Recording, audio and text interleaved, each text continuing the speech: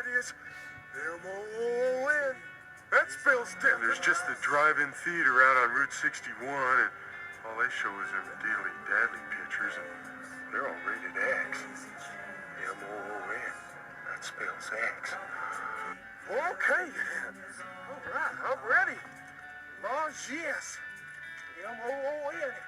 That spells ready. Woo-hoo! M-O-O-N. That spells Nebraska! Your name's Tom, right? Tom Cullen. M-O-O-N. That spells Tom Cullen. Come back here to Boulder when the moon is full. Do you understand? Yes. M-O-O-N. Spells moon. The cool kid out of the cab hit the hanger off. M-O-O-N. That spells cool kid.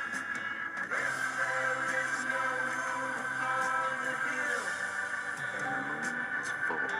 The moon's full. M-O-O-N. Spells moon.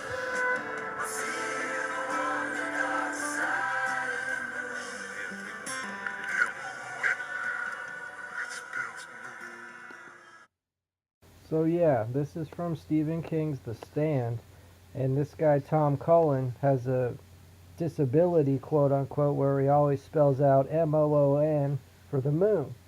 And we see that it's set up throughout the entire Stand because his whole purpose is to leave the bad guy's place because he's a spy infiltrating the bad guy's place, and he's supposed to leave when the moon is full. And so that's his whole life, his whole disability was set up for this moment.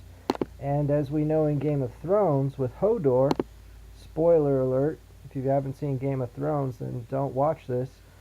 Hodor has a disability where he says Hodor. Like, that's the only thing he ever says his whole life. And as we know, Bran time travels and sees how Hodor got that way.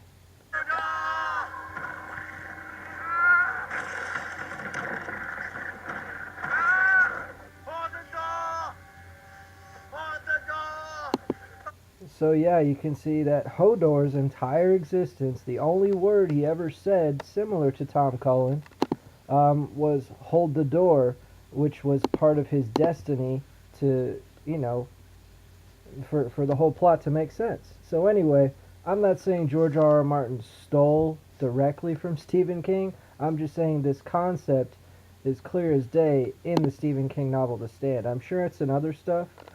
If you know other stuff that this kind of theme is shown, please tell me, because it's just interesting. I love it. I love The Stand. I love Game of Thrones. And that episode last night was pretty crazy, y'all, huh? Anyway, just wanted y'all to know you should definitely watch The Stand, because guess what? It's on YouTube for free. All 6 hours. Hour and a half, then the audiobook, then these part 3 and 4. And they're also remaking it, y'all. They're making a new Stand. It's going to be 10 hours on CBS or something. And I cannot wait. But anyway, just thought that was interesting, similar themes, and no one really talked about it. Peace.